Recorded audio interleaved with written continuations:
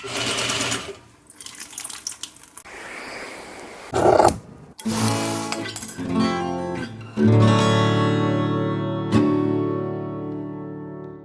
I'm Isabel, the sewing pattern designer behind Forest and Thread. I just wanted to give you a little intro to the sew along video, which is for my newest sewing pattern, the Good Tiemes Tee. The sewing pattern comes with two views, view A and view B. View A has a tunnel and ties, which lets you play around with styling options. You can make it really scrunched up, or you can let it hang loose. And view B is view A, just minus the tunnel and ties, and it's a little bit more of a straightforward, modern chic silhouette with just a simple line across the top. The pattern really lends itself to playing around with fabrications, and you can use a different fabric for the yoke to the body, and you could even use a third fabric for the collar if you wanted to. I really like the match the collar to the body look, and that's what is in this version that I'm wearing here, which is stretch mesh and stretch velvet. And I'm not going to be sewing that in this video, but I do have another video coming for you very soon where I do combine stretch mesh and stretch velvet. And in this video, I will be sewing with a cotton spandex blend, which is more similar to a t-shirt material with a little extra stretch due to the spandex content. And then a stretch mesh version where I can add in a few little extra tidbits of how to sew with stretch mesh. The sew along will follow along the instructions step by step correlating to your PDF download. So you'll want to make sure that you have your PDF pattern already purchased, which you can get at forestandthread.com. And I will link it in the description below. There are timestamps at the bottom so that you can jump around from step to step and go exactly to where you need to be. The instructions will say to use an overlock stitch or a zigzag stitch. I'm going to show you the zigzag stitch option at the very beginning, and then for the rest of the video I will be using my serger, which does an overlock stitch. But if you need to rewatch the zigzag stitch section, then you can just use the timestamp and jump back to that section of the video. Like I mentioned, I do have another video coming out for this pattern, and it's actually going to be a dress hack. So make sure to subscribe and hit the notifications button to make sure that you don't miss that video when it is uploaded. Hope you enjoyed the sew along. Please let me know if you have any questions in the comments below. I'm always happy to help. And I will see you in the next one. Thanks so much. Bye. Here are the materials you will need: your self fabric or your main fabric. The Good Tiemes Tee is designed for knit fabrics with a high minimum stretch percentage of 80% cross grain, which is selvage to selvage. There's a stretch guide on your paper pattern. Hold up your fabric to the shaded box on your pattern document, holding one end at the beginning of the box and one end at the end of the box. Stretch your fabric as far as it can go until you feel it want to rebound. The line to which the fabric reaches is the stretch percentage in your fabric. Although the Good Tiemes Tee is drafted for a 80% stretch cross grain, you can really use fabric that stretches 80% along the straight grain just as easily. You just might have to rotate some of the pieces.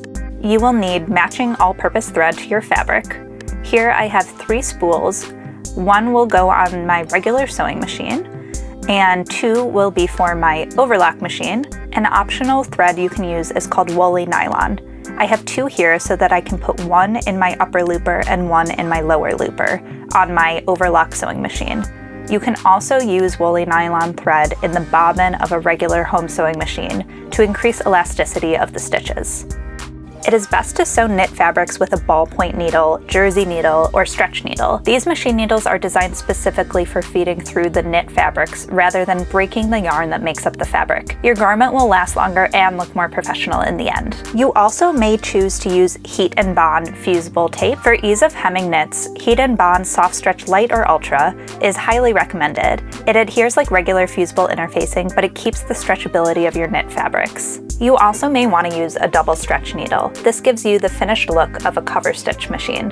Prepare your pattern according to the size and view that you're choosing to make. Prepare your fabric by washing and drying it according to your specific fabric needs. Then give it a nice press before laying it out to cut. I like to try and uncurl the edges of my knits and really press them to give myself as much room to cut as possible. Lay out your fabric on a flat and even surface safe for cutting, with the right side of your fabric facing up. Layouts require folding your fabric in half along the grain line, selvage to selvage, or along the cross grain, cut end to cut end, with wrong sides facing. Some fabric layouts even require you to bring the two selvage edges together. You may need to refold your fabric according to the layouts to fit certain pieces. This is one of my favorite tools called a pattern notcher. It cuts out the little notches along the side of your pattern. This makes it a lot easier to mark your fabric with a marking tool. Mark your notches and make sure to mark the center front notch on any pattern pieces that are cut on the fold. Don't forget to flip over your pieces and flip over your pattern piece to mark the underneath piece. If you're using a stretch mesh, you probably will find it easier to snip your notches instead of marking them. Make sure to snip your notches really small, like 1/4 inch or 6 millimeters deep. That way it stays within the seam allowance. Sew your side seams. With right sides facing, pin your number 2 front and number 3 back together along the side edges.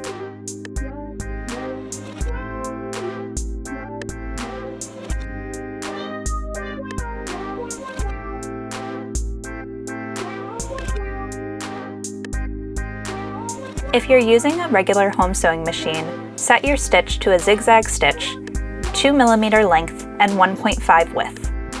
Sew your side seams together with 3/8 of an inch or 1 centimeter seam allowance, using either a narrow zigzag stitch or an overlock stitch. Here I'm showing you a narrow zigzag stitch. Sew in the same direction on both sides to keep the finished garment balanced.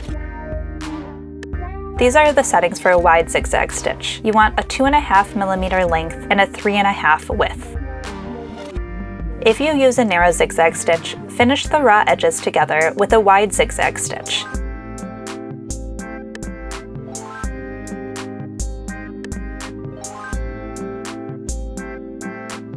If you are using an overlock stitch, you may want to put woolly nylon thread in the upper looper and bottom looper, and then make adjustments to how narrow your stitches get or the differential feed. Here I'm sewing my other side seam together with a 3/8 inch or 1 centimeter seam allowance using my overlock stitch. The overlocker will trim off about 1/8 of an inch or 3 millimeters from my seam allowance as I stitch, which leaves me with about 1/4 inch or 6 millimeters of a seam allowance. Press the seam allowance towards the back, which you know by the double notch along the armhole.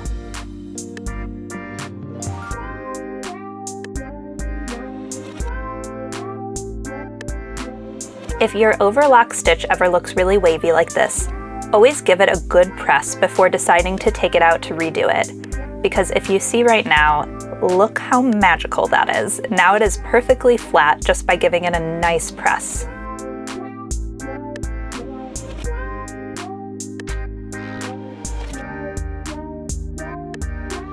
Sew your sleeves. With right sides facing, pin your number 5 sleeve in half along the side edges.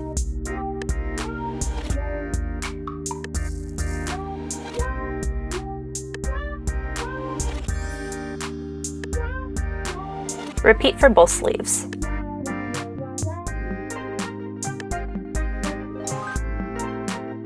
Sew your side edges together with 3/8 of an inch or 1 centimeter seam allowance, using either a narrow zigzag stitch or an overlock stitch. Sew in the same direction on both sleeves to keep the finished garment balanced. If you use a narrow zigzag stitch, finish the raw edges together with a wide zigzag stitch as well. Following the double notch along the armhole, press the seam towards the back. Sew your underarm. With right sides facing, bring the number 5 sleeve within the body along the underarm curved edge. Pin together matching the single notch at the front, the side seams, and the double notches at the back along the way. I like to start with the side seams first, and then work my way out from there.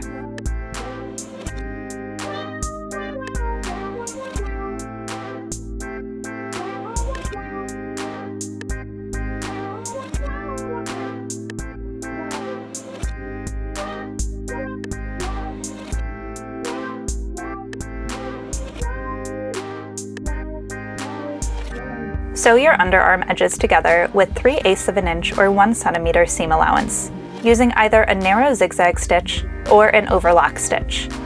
Sew in the same direction on both sides to keep the finished garment balanced. If you use a narrow zigzag stitch, finish the raw edges together with a wide zigzag stitch as well.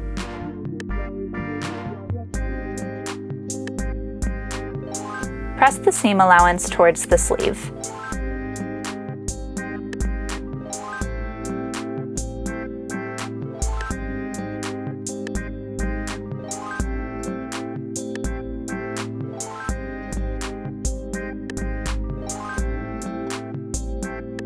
Sew your yoke. With right sides facing, pin the number 1 front yoke and number 4 back yoke together along the shoulder edges.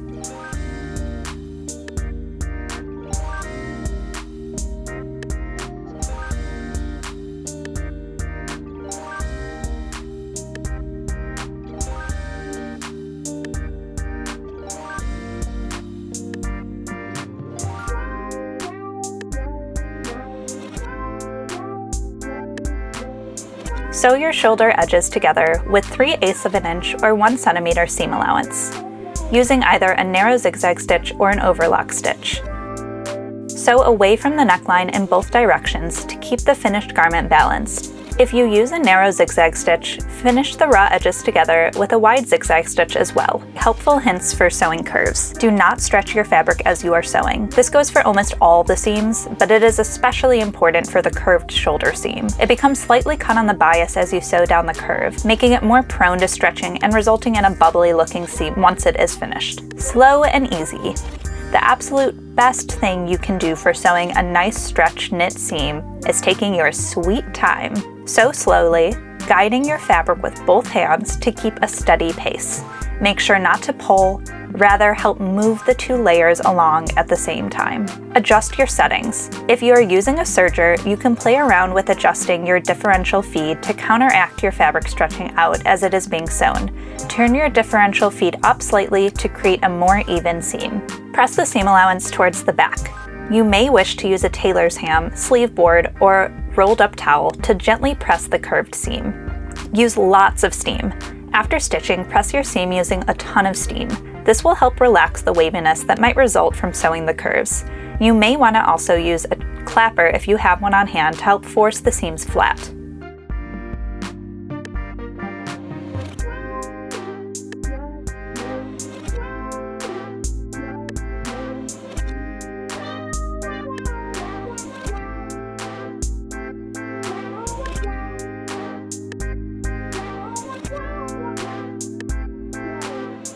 You may wish to clip the bottom corner of your seam allowance, especially if you are using thicker fabrics, to reduce the bulk in that area. Just make sure not to stretch the very end of your seam anymore because it's lost a little bit of its structural integrity. I find that the woolly nylon thread helps to kind of interlock the stitches a little bit more, so you don't have to worry about the stitches coming apart quite as much as if you're using a standard all-purpose thread.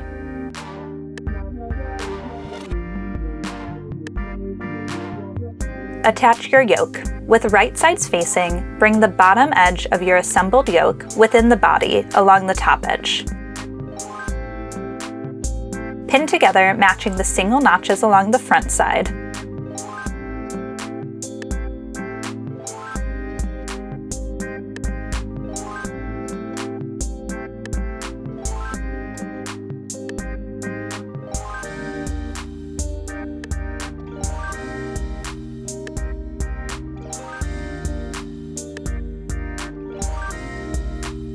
There are also single notches on both the front and back yokes to indicate the sleeve seam placement. And the notch on the sleeve piece to the shoulder seam on the yoke.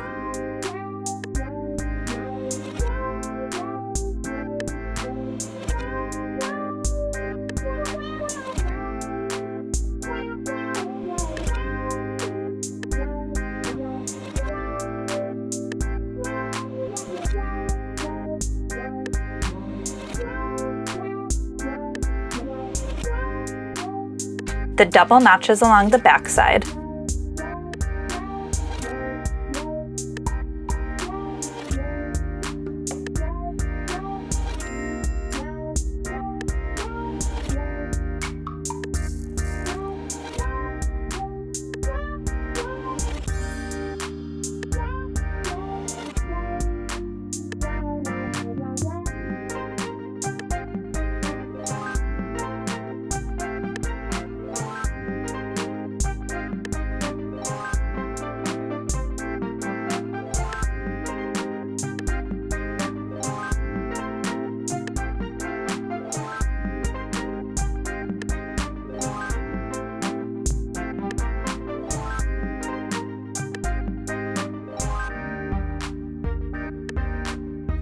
Sew together with 3/8 of an inch or 1 centimeter seam allowance, using either a narrow zigzag stitch or an overlock stitch.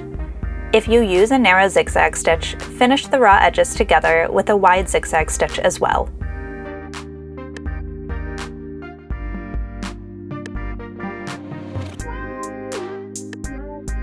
I like to finish the seam by turning my piece at a right angle and stitching a little further off in order to keep a smooth seam around the entire yoke. Press the seam allowance down away from the yoke.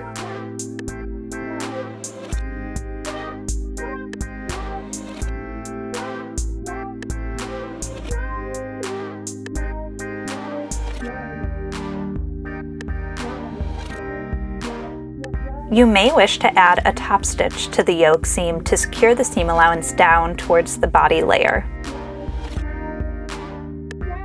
Use a narrow zigzag stitch and sew from the outside of your garment around the entire yoke seam, making sure to catch the seam allowance underneath.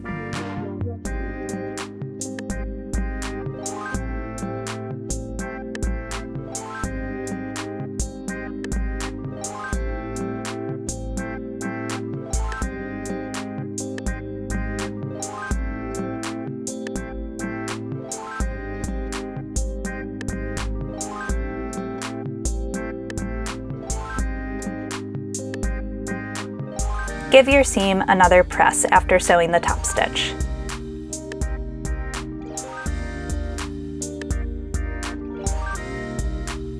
Sew your neckband. Fold your number 6 neckband in half with right sides facing to create a loop. Pin together along the short edges. Sew together with 3/8 of an inch or 1 centimeter seam allowance using a narrow zigzag stitch.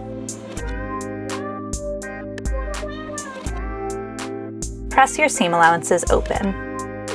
Fold your number 6 neckband in half lengthwise with wrong sides facing. A little reminder to try on your neckband before attaching it to the rest of your garment, just to double check that you can pull it overhead comfortably. Because if not, you can easily recut your neckband piece, it's a tiny little piece, and just add a little bit of extra length so that it's comfortable to get on and off. With the seam at the edge, lay your number 6 neckband flat. Mark the center front at the opposite end to the seam.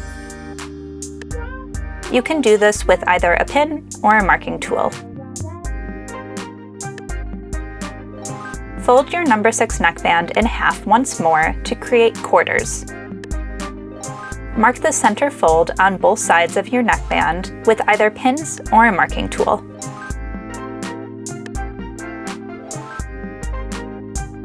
The result should be 4 equal sections around the neckband.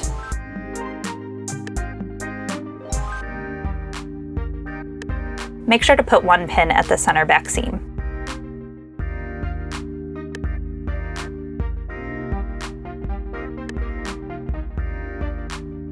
Mark the center front and center back with pins or a marking tool. These marks are left over from when I did all of my notches, and I marked from cutting on the fold, but I'm just gonna add pins here to make it easier to see. Now I'm taking those and bringing those to either end and bringing my shoulder seams to match. So now my neckline is folded in half, center front on one end and center back on the other end. And my shoulder seams are brought together. Now to create quarters, fold your piece in half by bringing your center front and center back together, and then mark the opposite folded edges with either pins or a marking tool.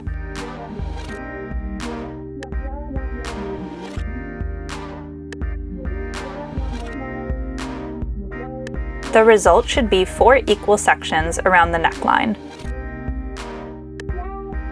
and should look something like this.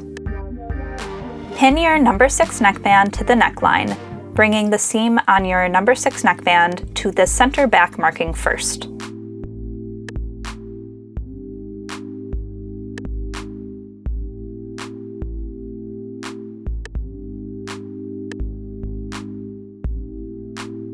Match the quartered markings next.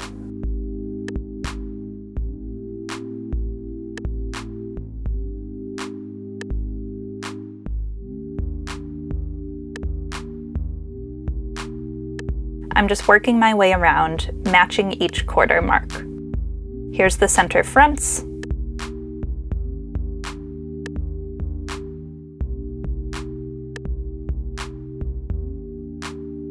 And my last quarter marking.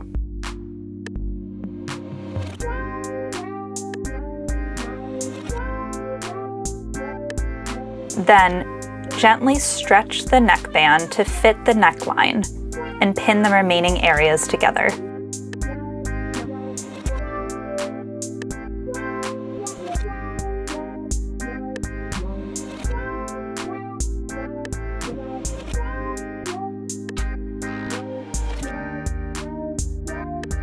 Sew together with 3/8 of an inch or 1 centimeter seam allowance, using either a narrow zigzag stitch or an overlock stitch. If you use a narrow zigzag stitch, finish the raw edges together with a wide zigzag stitch as well. Make sure you are using a nice stretchy stitch for this seam.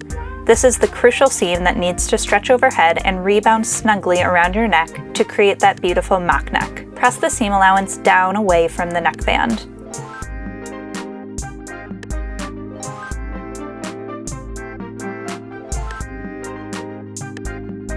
Hem your garment. This is an optional step if you choose to use heat and bond fusible tape.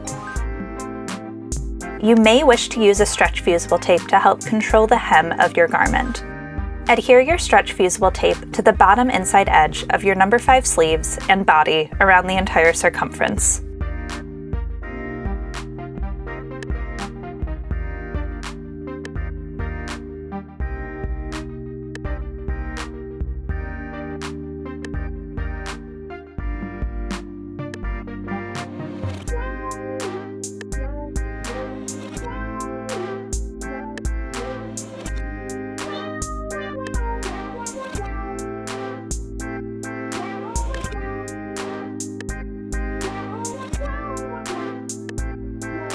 After letting the fusible tape cool a bit, you can peel off the paper.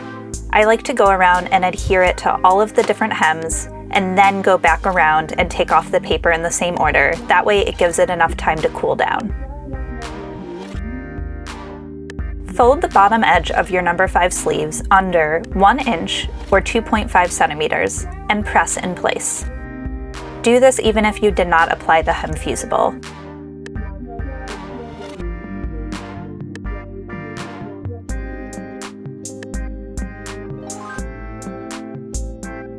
If you did not use stretch fusible tape, pin your hem in place.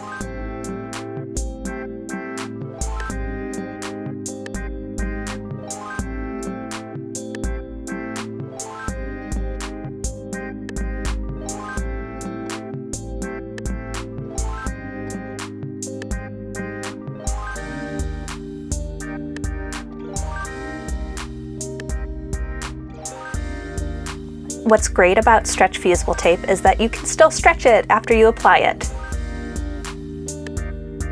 Fold the bottom edge of your body under 1 inch or 2.5 centimeters and press in place. If you did not use stretch fusible tape, pin your hem in place.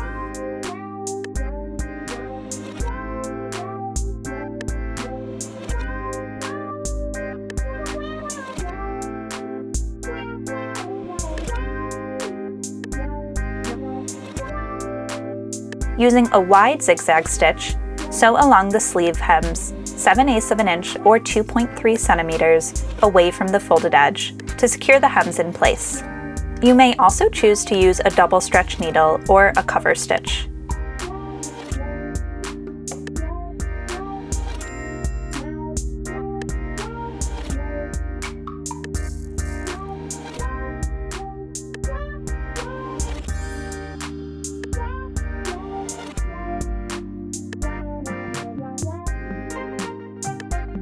I'm adding woolly nylon thread to a bobbin so that I can use my double stretch needle with woolly nylon thread in the bobbin.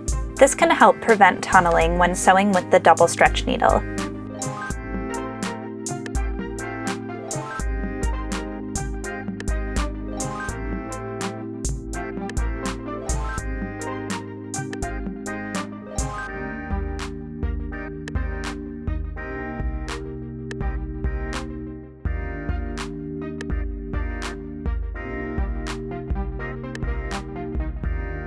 So now I have 2 all-purpose threads coming through my machine. I have it set to a straight stitch, 2.5mm length, and I'm just testing it because honestly, I usually have difficulties with this machine using a double stretch needle, but depending on the fabric, the settings, the thread, you can make it work. And I really wanted to show you how to use the double stretch needle on this tee.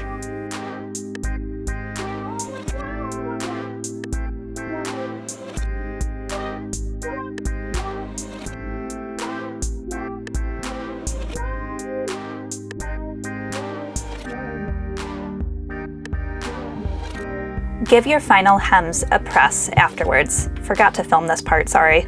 But yeah, just give it a final press. If you are sewing a full stretch mesh top, one of the things that might help is finishing off the raw edges of your hems with an overlock stitch prior to hemming it. You could even do this with your zigzag stitch and just add a row of zigzag stitching to help give yourself a little bit extra strength along the edge when you fold. So here I'm just finishing off the hems of my shirt with my overlock stitch.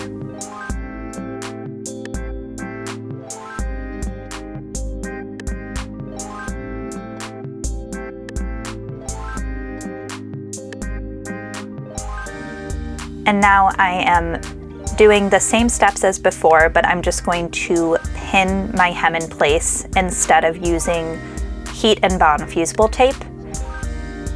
The mesh is too see-through to use the heat and bond fusible tape. It would be very obvious and it would be probably a little sticky because the mesh has holes in it.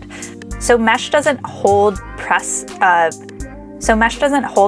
edge very well, but it does do a little something. So I would encourage you to still press your mesh as you sew.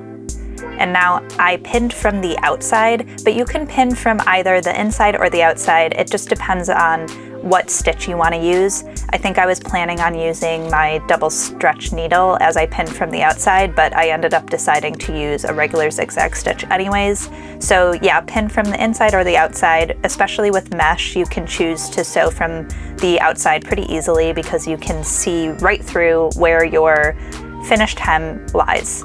So here I'm just using a wide zigzag stitch and sewing along the hem with a 7/8 inch or 2.3 centimeters seam allowance. And I'll just go around the entire hem like this, securing the folded edge in place.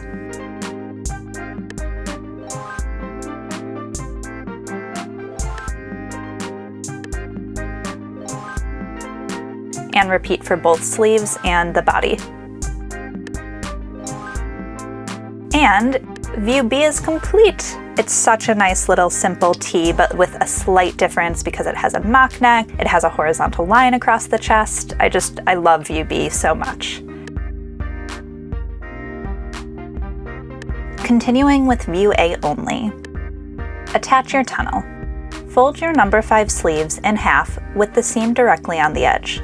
Press along the folded side to create a crease line, which should line up with the shoulder seam on your yoke as well. I'm doing this right now with the right side facing out, but you might want to do this with the wrong side facing out because we will be pinning from the wrong side. If you are making the tunnel out of a thin and delicate fabric, like a stretch mesh, you may wish to sew an overlock stitch or wide zigzag stitch along the long raw edges prior to the next steps to make the long edges sturdier.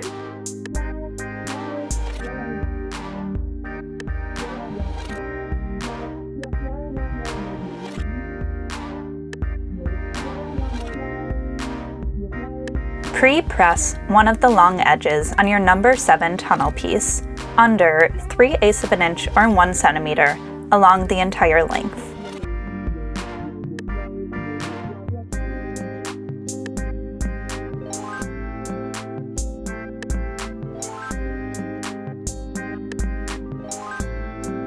The fabric doesn't really want to hold the press that well, but I can see it enough to make it work.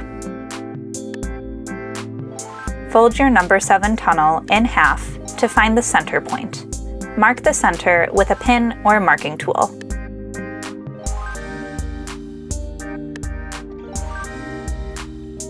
With your garment wrong side out and the front of your garment facing up, fold your back neckline down towards the front yoke.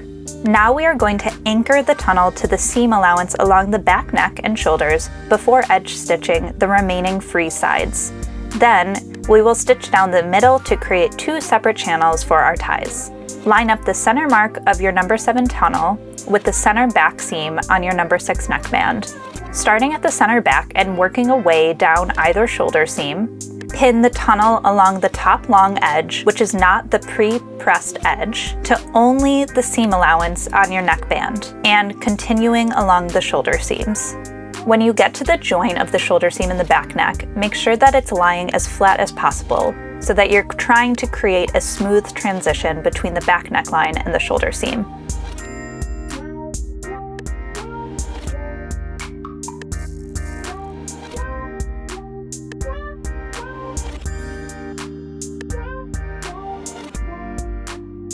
Stop when you reach the top of the sleeves on either side.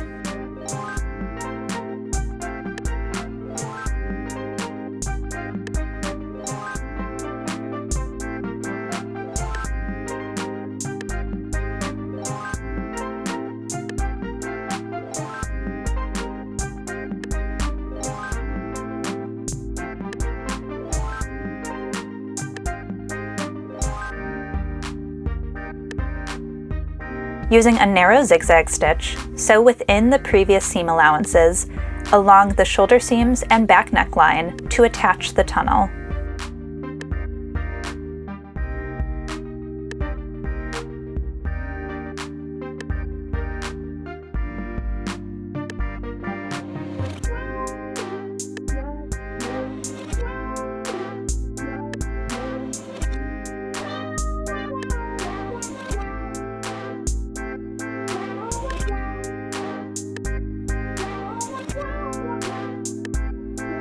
Stop when you reach the top of the sleeves on either end.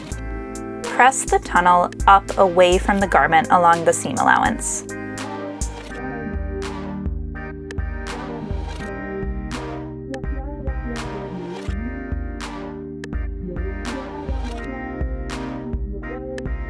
Flip your garment over to have the back side facing up.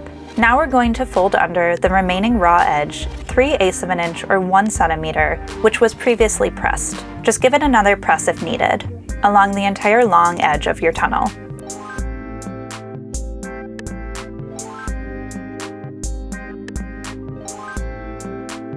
Fold under both raw edges of the extended free section on the tunnel.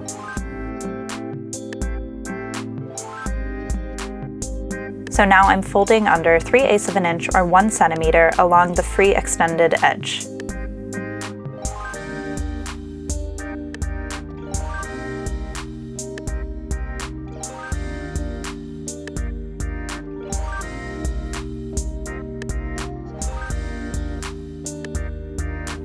And repeat on the second extended edge.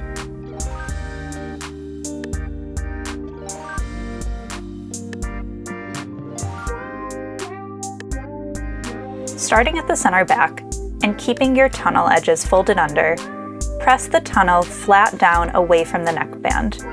Pin the tunnel in place. It may be helpful to use a sleeve board, tailor's ham, or a rolled up towel to only press the desired area of your garment. I skipped pressing here, so I'm just going straight to pinning and stretching my tunnel to lay flat. You may find it helpful to use sewing clips to hold the tunnel in place on the fold first, then pin in between the clips.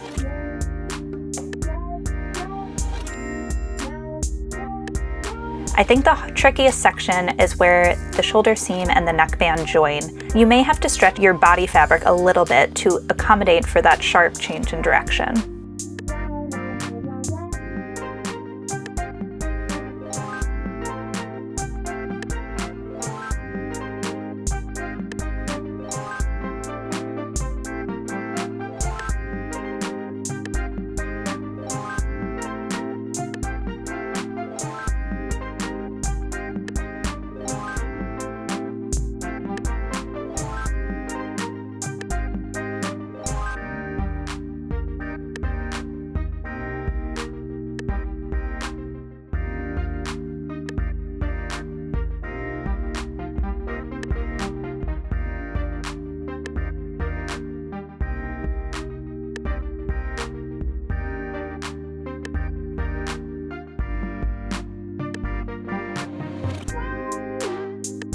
When you reach the sleeve, use the previously pressed crease line as your guide for placement.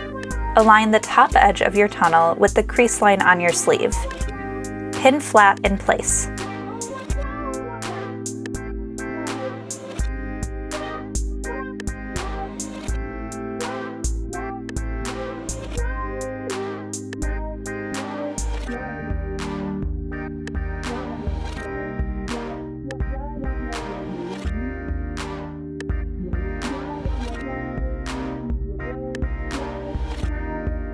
Make sure both edges are folded under.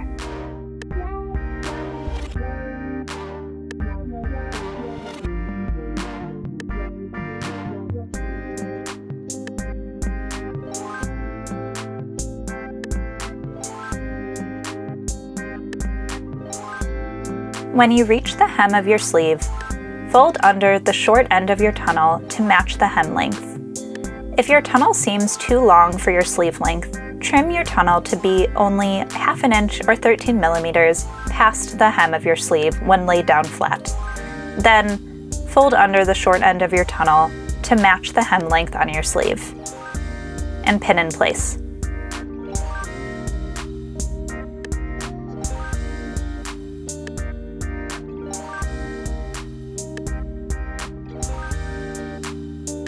Repeat these steps for the other sleeve.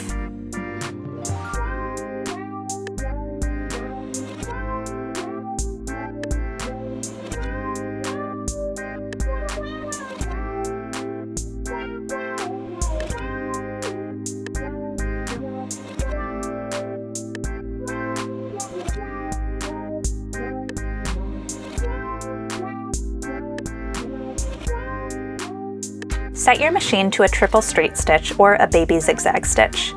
If your sewing machine has a free arm feature, it may be easiest to feed your garment around the free arm. Sew an edge stitch along the bottom edge of your tunnel, starting at the center back and working your way down to the sleeve hem, repeated in either direction.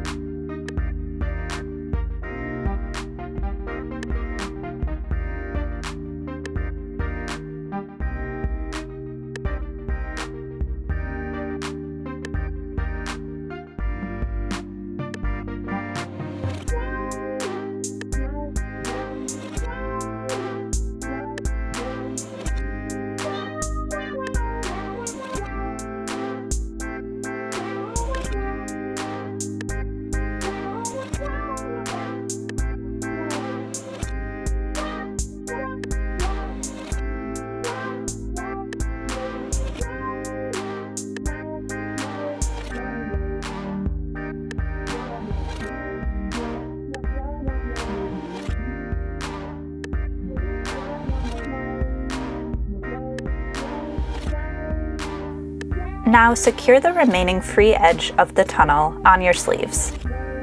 Sew an edge stitch along the tunnel from the yoke seam, or the top of the sleeve, down to the hem using a triple straight stitch or a baby zigzag stitch.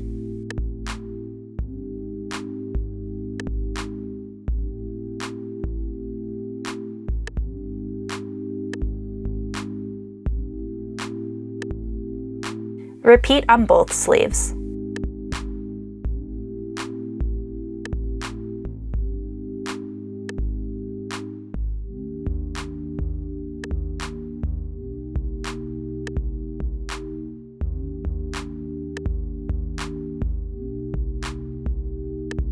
You will now sew a center line down the entire length of your tunnel. If you wish, you may draw out this center line equidistant from either edge of your tunnel, which should be at the 1/2 inch or 13 millimeter mark. Sew down the center of your tunnel using a triple straight stitch or a baby zigzag stitch. creating 2 equal channels to feed your ties into. Again, you may find this easiest by using the free arm feature on your sewing machine and bringing your garment around the free arm through the hem.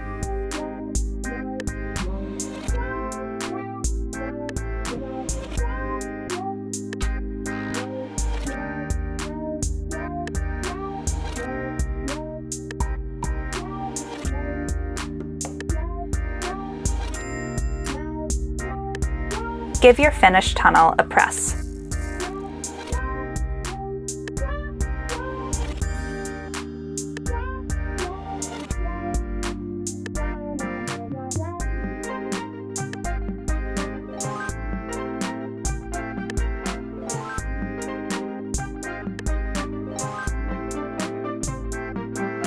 Prepare your ties. Fold your number 8 ties in half lengthwise and pin together. I skipped pinning and went straight to sewing for this step. Sew together with 3/8 of an inch or 1 centimeter seam allowance, using a narrow zigzag stitch or an overlock stitch.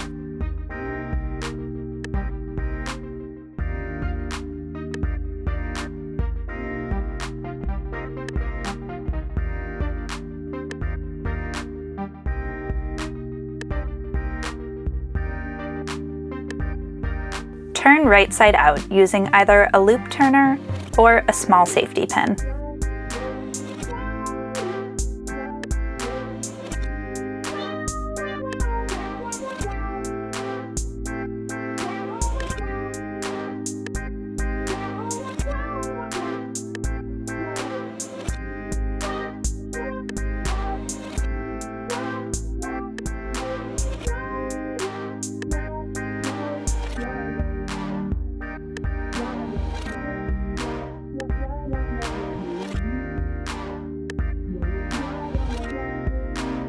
Press the seam to be directly on the edge.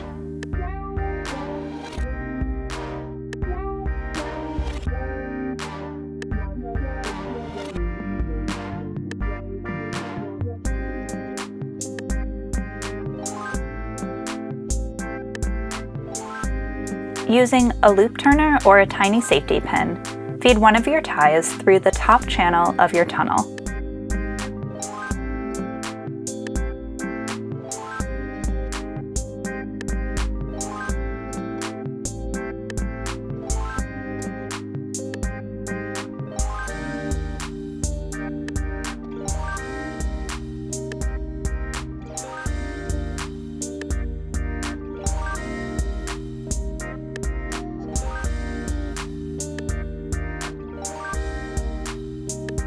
Repeat your chosen method for your second tie and the bottom channel of your tunnel.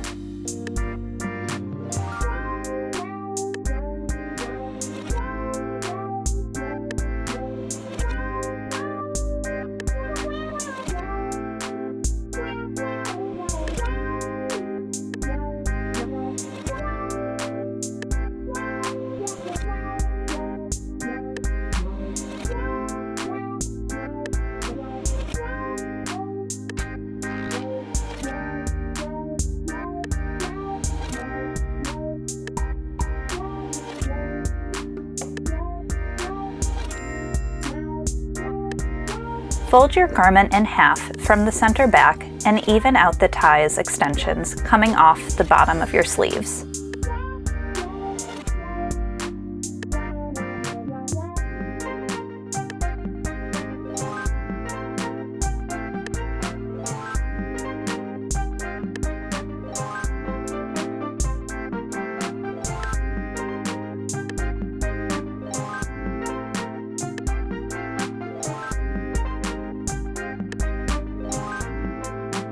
Secure your ties in place by sewing a straight stitch down the center back of your tunnel.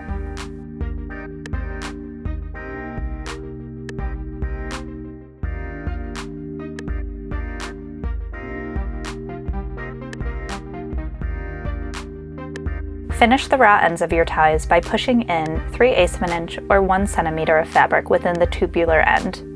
You don't have to be super exact about this, you just want to fold the raw edges into the tube.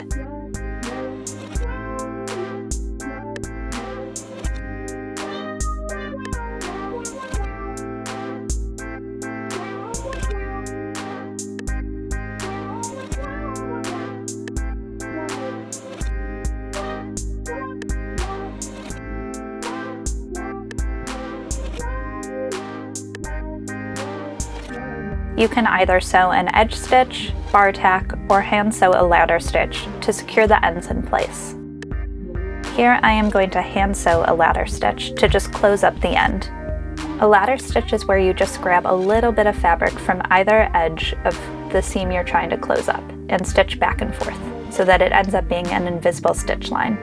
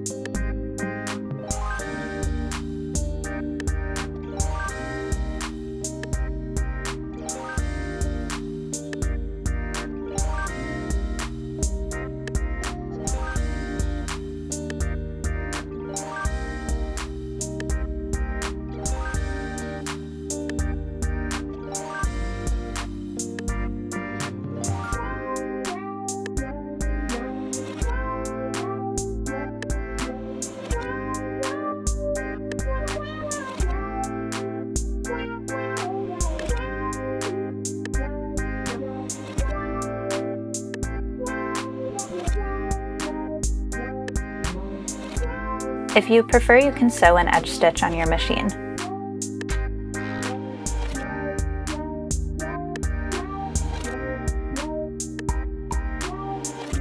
Another optional step is to tie a knot approximately ½ an inch or 13 millimeters away from the end of each tie and pull very tight. This gives a cute little knot at the end of your ties.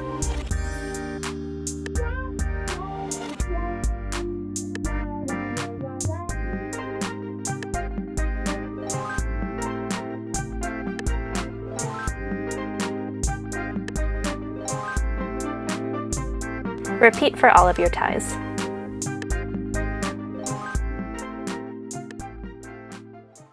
Now, go have a good time.